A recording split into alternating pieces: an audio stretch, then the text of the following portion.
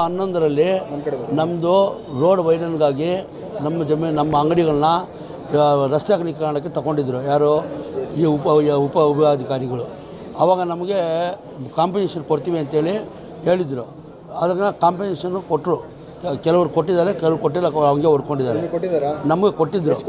ನಮ್ಗೆ ಆವಾಗ 3 ಲಕ್ಷ ಚಿಲ್ಲರೆ ಬಂದಿತ್ತು. ನಾವು ಆವಾಗ ನನಗೆ ಅಡಿಗಳ ಬಗ್ಗೆ ನನಗೆ ಅಷ್ಟು ಐಡಿಯಾ ಇಲ್ಲ.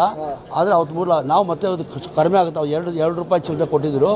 ಇವಾಗ 8 ರೂಪಾಯಿ ಚಿಲ್ಲರೆ ಅಂತ ಕೋರ್ಟ್ ಅವರು ಆದೇಶ ಮಾಡಿದ್ದಾರೆ. ಅದನ್ನು ನಮಗೆ ಇವಾಗ ಕೊಡಿ ಅಂತೇಳಿ ಕೋರ್ಟ್ ಅವರು ನಮಗೆ ಎ ಸಿ ಅವರಿಗೆ 2 ತಿಂಗಳ ಹಿಂದ್ಗಡೆ ನೋಟಿಸ್ ಕೊಟ್ಟಿದ್ದರು. ಇವರು ಕಾಲಾವಕಾಶ ಕೇಳಿದರು. 2 ತಿಂಗಳಾಗಿ 4 ತಿಂಗಳಾಗಿದೆ. ಇವತ್ತುವರೆಗೂ ನಮಗೇನು ಕಾಂಪನ್ಸೇಷನ್ ಕೊಟ್ಟಿಲ್ಲ.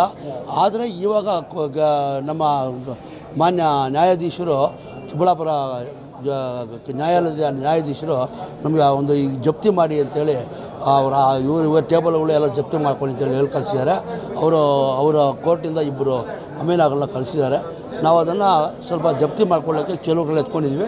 ಆದರೆ ಎಲ್ಲ ಸಾಮಾನು ಎತ್ತಕ್ಕಾಗ್ತಿಲ್ಲ ನಮ್ಮ ಕೈಯಲ್ಲಿ. ಕೆಲವೊಂದು ಚೇರುಗಳು ಎತ್ಕೊತಾ ಇದ್ದೀವಿ. ನಮಗೆ ಹಣ ಎಲ್ಲ ದಯವಿಟ್ಟು ಬೇಗ ಕೊಡಿಸ್ಬೇಕು ಅಂತೇಳಿ ನೀವು ನಿಮ್ಮ ಮುಖಾಂತರನೂ ಕೇಳ್ಕೊತ ನೀವು ಅದಕ್ಕೆ ಸರ್ಕಾರಕ್ಕೆ ತಿಳಿಯೋಂಗೆ ಮಟ್ಟಿಗೆ ನೀವು ಕಳಿಸ್ಕೊಡಿ. ಎ ಸಿ ಅವರು ಟೈಮ್ ಕೊಡಿ ಅಂತ ಕೇಳ್ತಾರೆ. ನಾವು ಟೈಮ್ ಕೊಡೋಕ್ಕಾಗಲ್ಲ. ನಾವು ಟೈಮ್ ಇವಾಗ ಜಡ್ಜ್ ಕೊಟ್ಟಾಗ ನ್ಯಾಯಾಧೀಶರು ಕೊಟ್ಟೋದನ್ನು ನಾವು ಉಲ್ಲಂಘನೆ ಮಾಡೋಕ್ಕಾಗಲ್ಲ. ಅವರು ಉಲ್ಲಂಘನೆ ಮಾಡ್ಬೋದಷ್ಟು ನಾವು ಉಲ್ಲಂಘನೆ ಮಾಡೋಕ್ಕೆ. ಯಾಕಂದ್ರೆ ನ್ಯಾಯಾಧೀಶರು ನಮ್ಮ ಪರವಾಗಿ ಕೊಟ್ಟಿದ್ದಾರೆ, ನಮ್ಮದು ನ್ಯಾಯ ಇದೆ ಅಂತೇಳಿ. ಅವ್ರ ಕಾಂಪಿಟೇಷನ್ ಇವತ್ತು ಮತ್ತೆ ಟೈಮ್ ಕೇಳೋದಕ್ಕೆ ಅರ್ಥ ಇಲ್ಲ. ಆಲ್ರೆಡಿ ಆ ಟೈಮ್ ಕೇಳಿದ್ದಾರೆ. ಇವಾಗ ಏನಂತಾರೆ, ಕೇಳ್ತಾರೆ, ಮತ್ತು ಅಪೀಲ್ ಹೋಗ್ತಾರೆ, ಮತ್ತು ಸ್ಟೇ ತರ್ತಾರೆ. ನಾವು ಹಿಂಗೆ ಕಾಲ ಕಳಿಬೇಕಾಗ್ತದೆ. 6 ಬಾಗೇಪಲ್ಲಿ DBG ರೋಡನ್ನು ಸೆಂಟ್ರ್ ಆಫ್ ದ ರೋಡಿಂದ ಈ ಕಡೆ 50 ಅಡಿ, ಆ ಕಡೆ 50 ಅಡಿ, ಒಟ್ಟು 100 ಅಡಿ ರೋಡ್ ಮಾಡಲಿಕ್ಕೆ ಅಕ್ವಿಸಿಷನ್ ಪ್ರೊಸೀಡಿಂಗ್ಸು ಇನಿಷಿಯೇಟ್ ಮಾಡಿದ್ರು. ಆ ಟೈಮಲ್ಲಿ ಅವರು ಕಾಂಪನ್ಸೇಷನು 240 ರೂಪಾಯಿ ಫಿಕ್ಸ್ ಮಾಡಿದರು. ಅದನ್ನು ನಾವು ಅಪೋಸ್ ಮಾಡಿದ್ವಿ. 2009 ನಮಗೆ 240 ರೂಪಾಯಲ್ಲಿ ನಮಗೆ ಕೊಟ್ಟು ಅವರು ನಮ್ಮ ಸ್ವಾಧೀನನ ಅವ್ರು ಪಡ್ಕೊಂಡ್ರು. ಅದರ ಬಗ್ಗೆ ನಾವು ಚಿಕ್ಕಬಳ್ಳಾಪುರ ಸೀನಿಯರ್ ಸಿವಿಲ್ ಜಡ್ಜ್ ಕೋರ್ಟಲ್ಲಿ ಅಪೀಲ್ ಹಾಕಿದ್ವಿ. ಅದು ಕೇಸ್ ನಡೆದು ಅಷ್ಟರಲ್ಲಿ ಬಾಗೇಪಲ್ಲಿಗೆ ಟ್ರಾನ್ಸ್ಫರ್ ಆಯಿತು. ಬಾಗೇಪಲ್ಲಿಯಲ್ಲಿ 890 ರೂಪಾಯಿ ಚದರಡಿಗೆ ಅವ್ರು ಕೊಡಲಿಕ್ಕೆ ಅವ್ರು ತೀರ್ಮಾನ ಮಾಡಿದ್ರು.